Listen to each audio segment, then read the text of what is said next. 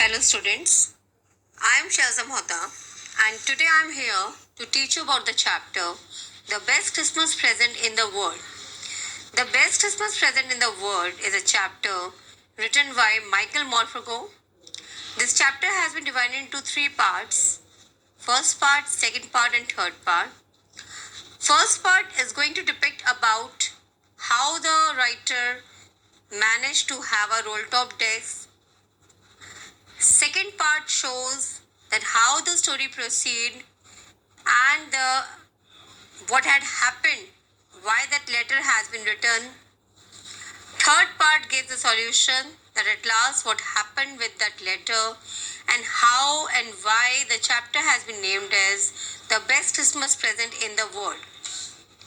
Now, if we talk about the first part, the chapter opens with the Michael Morpurgo, the writer of the chapter.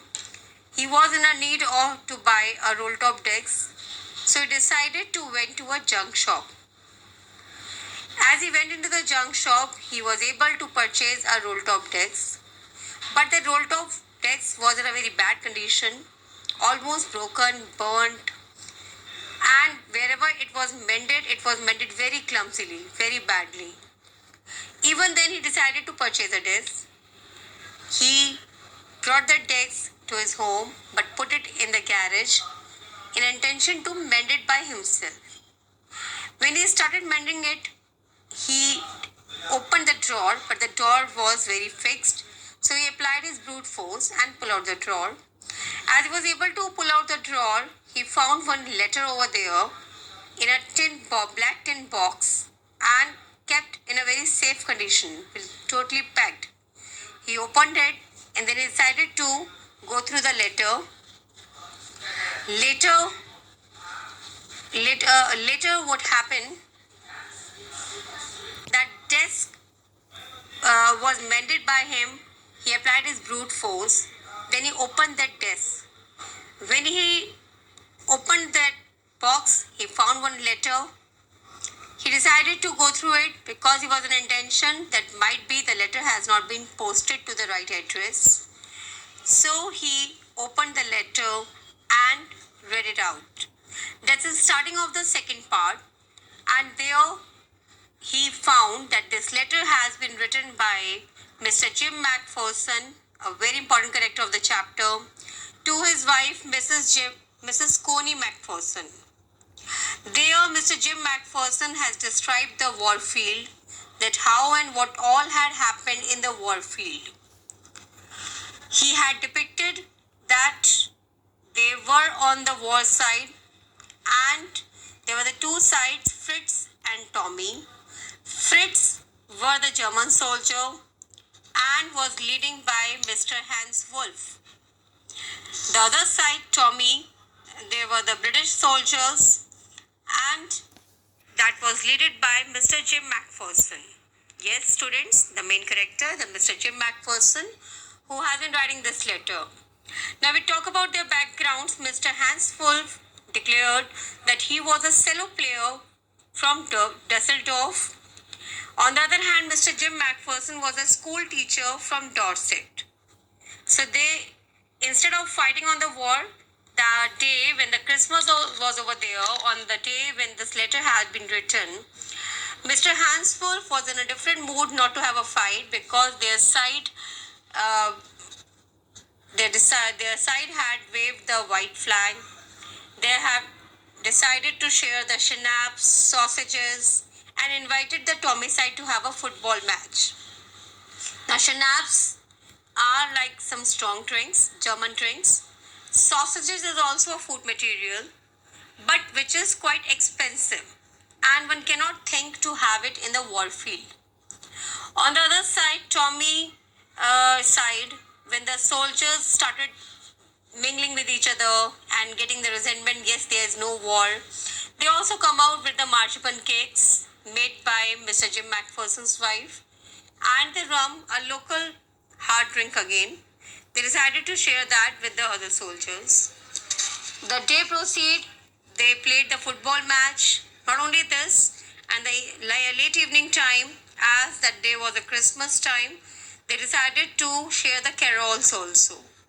Carols are the songs which are meant for the Christmas celebrations. So they decided to share that songs also. They were living in their trenches on the frontiers area. Trenches are the long dug deeps where they live.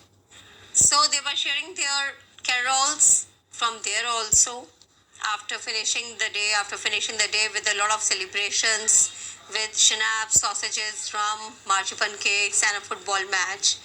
But later they wind up and they went to their own dugouts.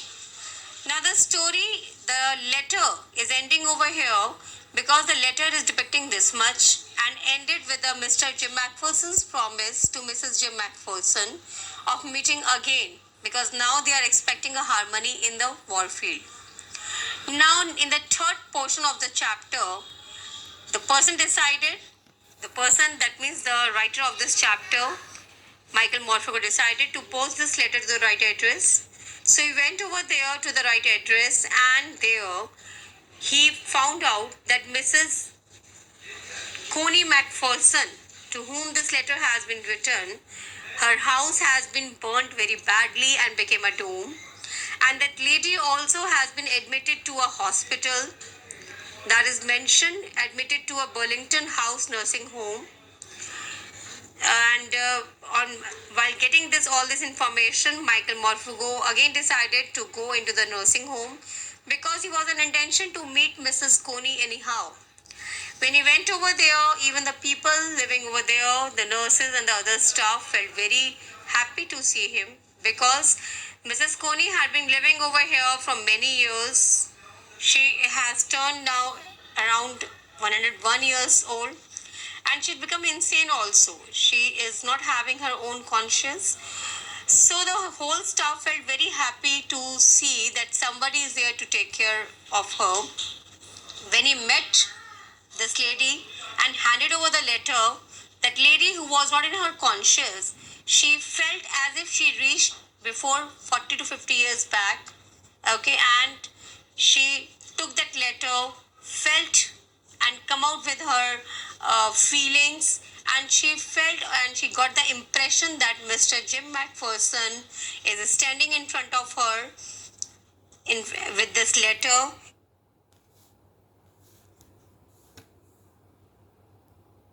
And she started saying that you are back. I know you will come back. I have the full assurance that you will come back. The story ended with a concept that Mrs. Jim McPherson, that means Mrs. Coney, who has been waiting for her husband from many, many years, on the Christmas day again, she has got the best Christmas present in her life, that is the return of her husband. So the chapter ended with the same theme, the best Christmas present in the world. Thank you.